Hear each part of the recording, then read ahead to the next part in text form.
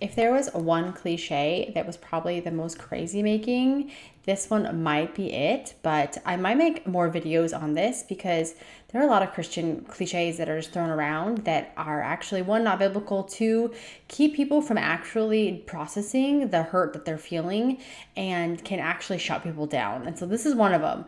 So the whole idea of God's timing being perfect, we obviously know that God's ways are not our ways. We hear that in the book of Isaiah. We know that God can see everything. He sees things fully. We see in part, as we are told in 1 Corinthians by Paul, talking about how God sees us fully, and one day we'll fully see him as we're fully known. So we obviously are completely limited. We know that by our human vision of being able to understand what God is doing and how he's working in the world. And so oftentimes, though, I will hear Christians say, God's timing is perfect, to try to glaze over feeling the frustration that sometimes God's timing, whatever that means, can actually be not only really frustrating, but also devastating. And so we can use that phrase to avoid feeling the hurt and the frustration of our circumstance, that maybe God didn't bring the spouse like we'd wanted to, or maybe God didn't rescue us from our job loss and financial hardship, or maybe there was a cancer diagnosis that didn't end in a prayer being answered. So God's timing being perfect, there actually can be a ton of timing that is really crummy and actually really devastating. Now we know that God is with us in the valleys and on the mountaintops, and we know that God is working all things for good. And so there's a ton that we rest in as Christians. But the biggest hurt I see is when Christians take that phrase to ignore feeling the truth of what they're going through. Now, it is so important to hold on to the truth of God's promise that he's not done, that we don't know really what's going on, and to trust him in that darkness. But we trust him in that darkness because we've learned to trust him by relying on God and by allowing God to do a deep work in our heart, that we can fully then cooperate with that. Paul talks about in Philippians that he can do all things through Christ who strengthens him, as he's learned contentment. It's something that he's learned, that he can be content when they're in plenty and also in want.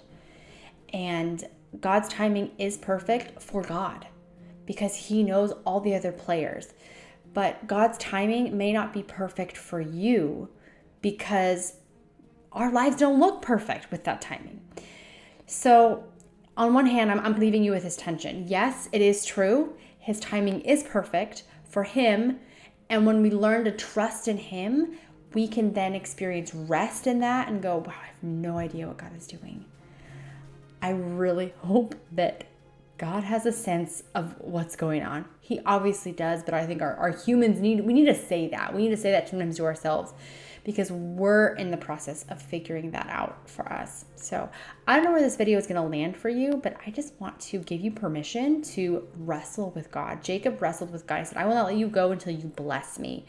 And if you are feeling like God's timing is very much less than perfect, like what the heck, voice those places with God. That's actually the place where you and God are going to grow. It's not a Christian platitude, putting a bumper sticker on there, or, oh, God's timing is perfect, to get out of feeling disappointment. Being the real you with the real God is actually going to help you attach to God and help you to experience really what God is going on. Let him tell you. Let the Lord tell you, hey, I have something else for you. Let me give you hope. And I think as Christians, we try to give each other hope, but oftentimes what we do is we shut people down. So yes, his timing is perfect. And yes, the way his timing is being expressed is so imperfect to us because we have an imperfect ability to discern what God is doing. I hope that made sense. Let me know what Christian cliches you feel can really confuse you, and I maybe will make content on them in the future. I do not mean to ruffle anyone's feathers about this, but I want to have an honest dialogue. I think we need to talk about the interior life of our hearts. And also, if you are like, I really want to grow closer with God and I want to have more intention, don't forget to grab my Rule of Life guide here that you can download for absolutely free, and to workshop and to create a life with God that you really love. So I will see you in the next video.